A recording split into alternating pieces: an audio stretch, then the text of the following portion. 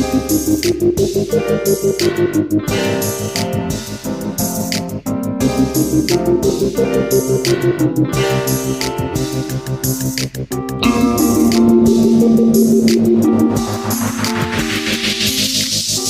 to the Mukilteo Football Show. My name is Miles. The Los Angeles Chargers defeat the Miami Dolphins 23-17. The 5th overall pick of the 2020 draft, Justin Herbert, defeats the 6th overall pick of the 2020 draft, Tua Tagovailoa. That was the narrative going into the game, though I was hoping for maybe more of a 1981 divisional rematch. You know, when these two teams play on prime time, the epic in Miami. You know, the Dolphins hook and ladder. Look it up. 1981 divisional game. Both quarterbacks for over 400 yards. It was insane. That famous photo of Kellen Winslow being carried off the field. That was before I was born. And not particularly relevant to tonight's Sunday Night Football match. So this was not that. This was much different than hook and ladder and big bombs to Charlie Joyner and Kellen Winslow. This was Herbert dinking and dunking. He was 39 for 57 today for 367 yards and a touchdown. And Eckler ran well, you know, in places, mostly screen passes was his production. It's wild that this game was so close. You know, the Chargers dominated the game, but the Dolphins could not get anything going. Really, one of their touchdowns was a complete fluke. It was the Tyreek Hill. He recovered a Jeff Wilson fumble, which was on a run play, from their own territory. And then in the way that it fumbles, it just kind of pops out of the pile in a way that Tyreek Hill is in space and has a chance to run 57 yards down the sideline, as Collinsworth said, happens to fall out to the fastest man in the NFL. So that play was a fluke. And Tua looked horrible. He was 10 for 28. It was incomplete pass after incomplete pass. It looked like, last week against the 49ers. It looked like his other Sunday night performance against the Steelers. Without that, the other Tyreek Hill touchdown, the 60-yard go route on the right sideline there, that was a touchdown. Without that, Tua was going double-digit passing yards today. And the Chargers had nobody on defense. It was weird.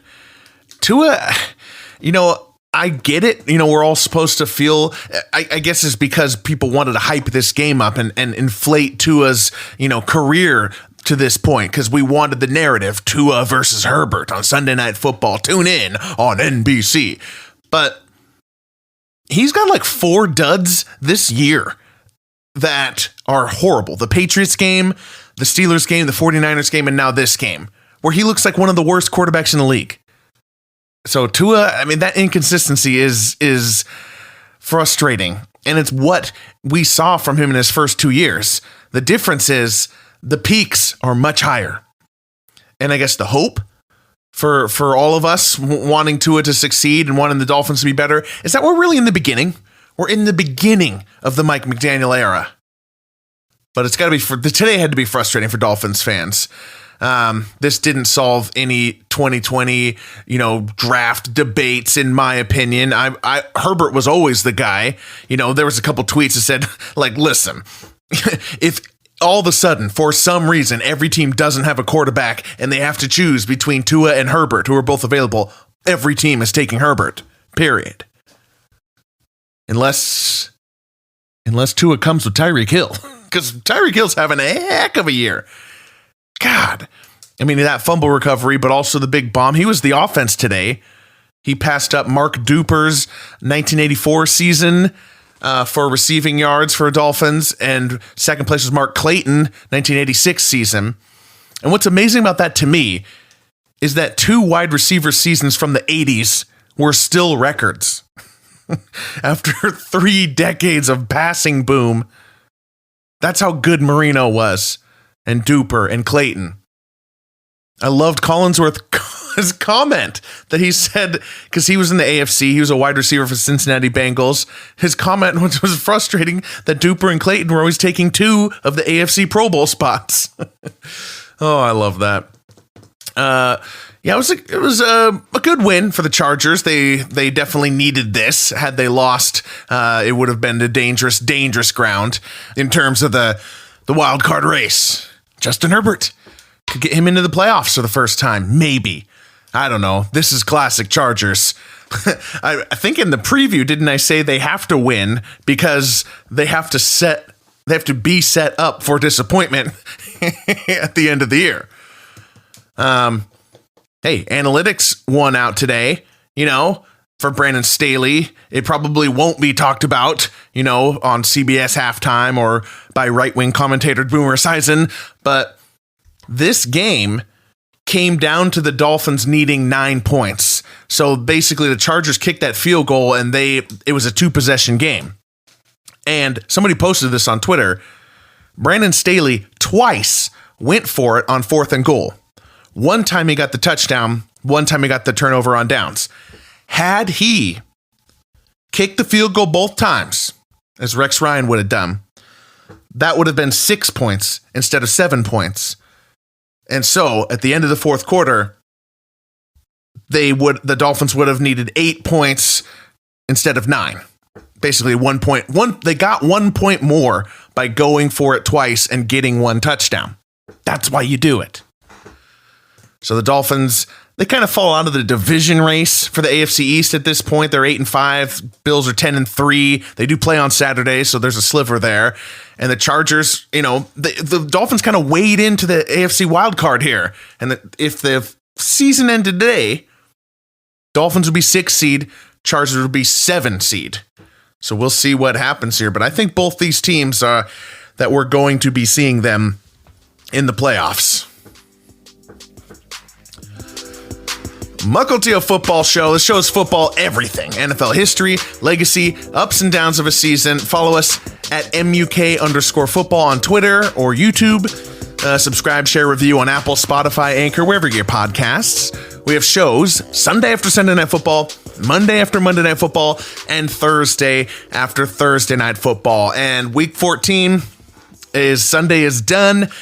And we're going to do some awards, the Sunday Best Awards. We'll be back tomorrow to talk about Monday Night Football and some more in-depth of the winners and losers, figuring to talk a little bit more heavily on the Jaguars and 49ers and Vikings. We'll talk about that a little bit more tomorrow. And the Eagles, who became the first team to clinch the playoffs today.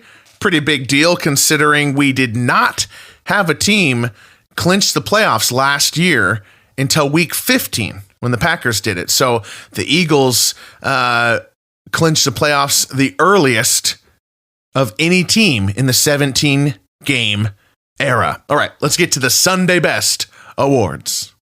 A New Hope Award goes to the Detroit Lions.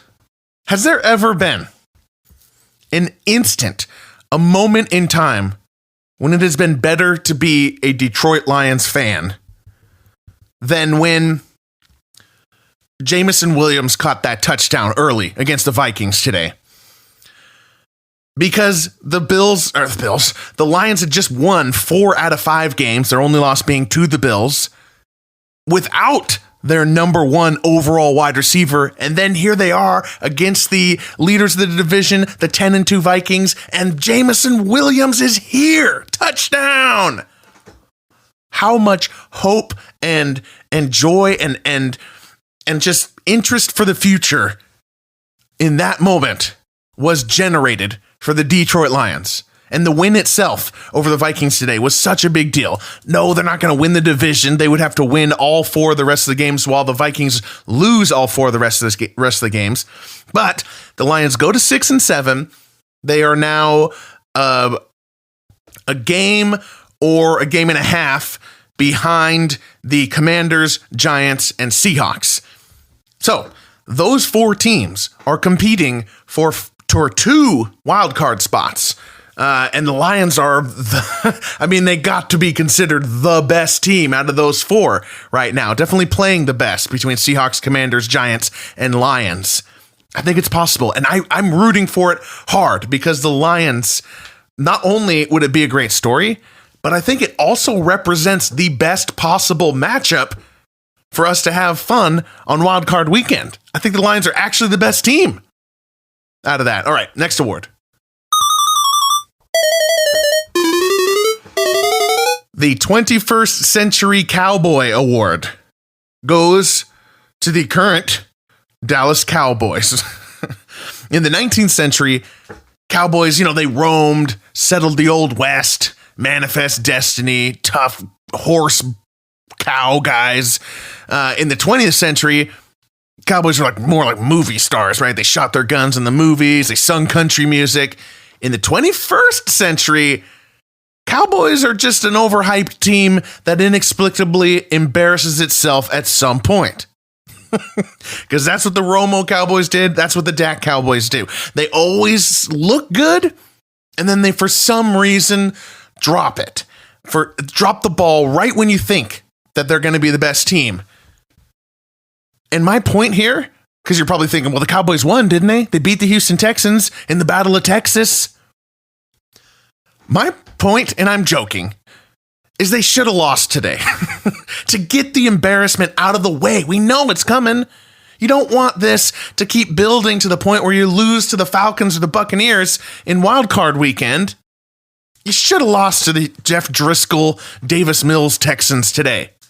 Fascinating game at the end there, where Dak throws that pick with 5 minutes or five and a half minutes left to go in the fourth quarter. And the Texans get the ball at the Cowboys for their first and goal from the 4. And then the Dallas defense stops them. Gets a turnover on downs. It was the right call by Lovie Smith, the Texans coach, to go for it because a field goal would have done nothing. Just lose by 1 instead of lose by 4. And the Dallas defense stops, and then the Dak gets it going, and they drive, and they get that touchdown, and they win.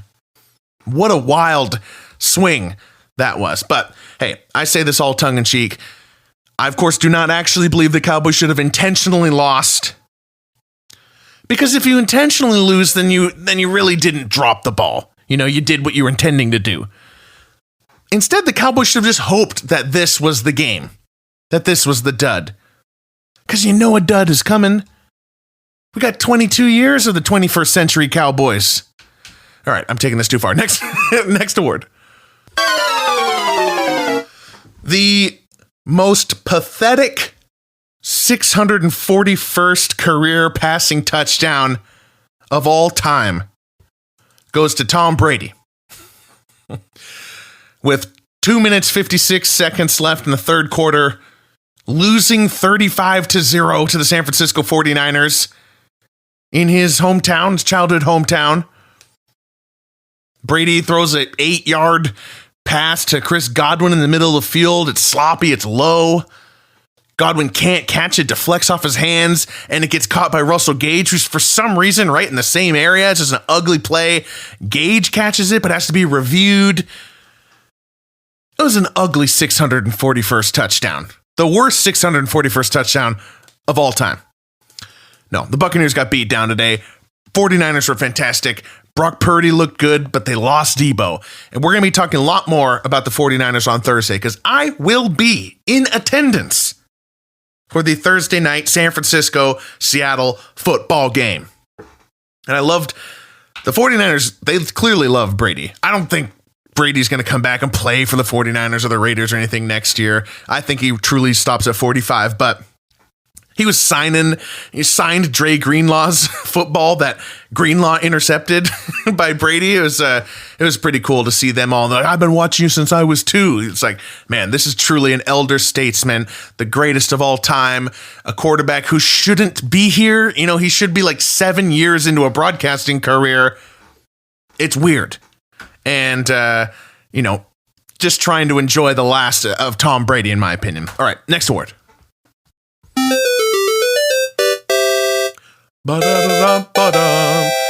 exercising a demon that nobody else has or even remembers that you have award goes to Joe Burrow and the Bengals, who in 21 and 2021 and 2022, there's a lot of twos going in there.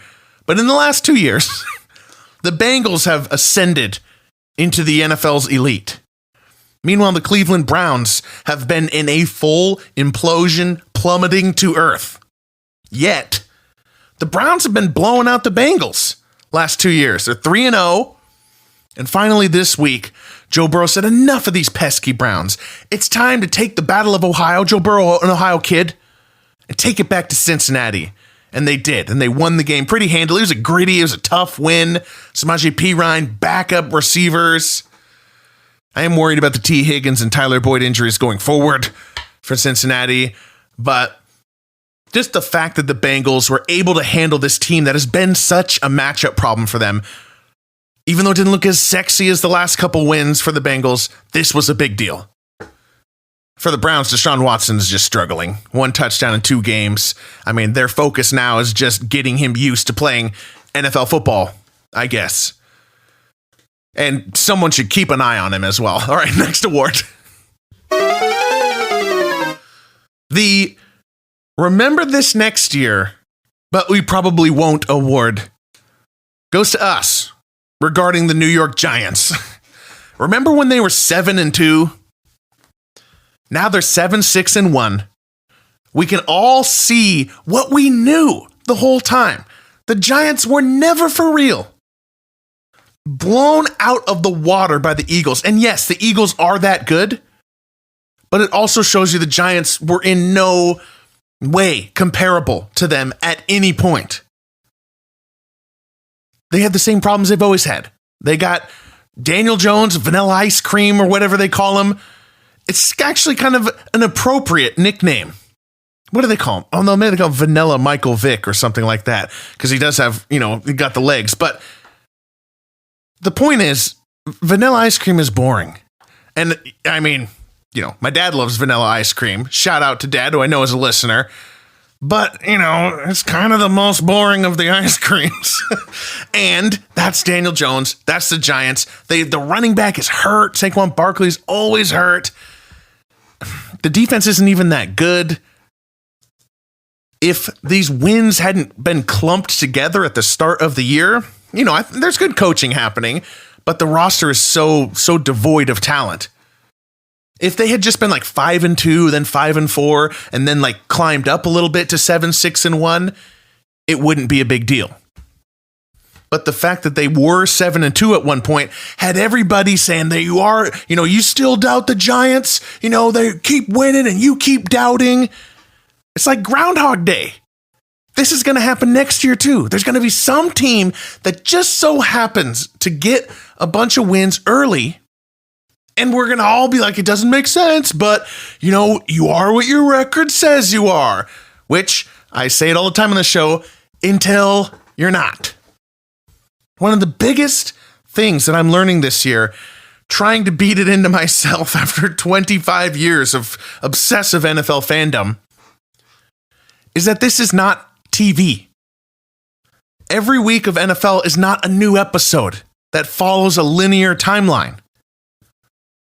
We just kind of get in that binge watching, right? Like the Titans, they beat the Packers. What was that, 3 weeks ago? And we're thinking, here they go, coasting to an AFC South divisional season, divisional title. Maybe they'll still get it, but they run the ball well in December. And there was a twist, not a plot twist. Doesn't make sense. It comes out of nowhere. It's bad writing. Because this is not a TV show. So the way that I've tried to start thinking about is let the month itself, let the 4 to 5 week period, September, October, November, let that be complete chaos and don't make any narrative decisions on any team until the month is completed, basically. That's my new strategy. All right.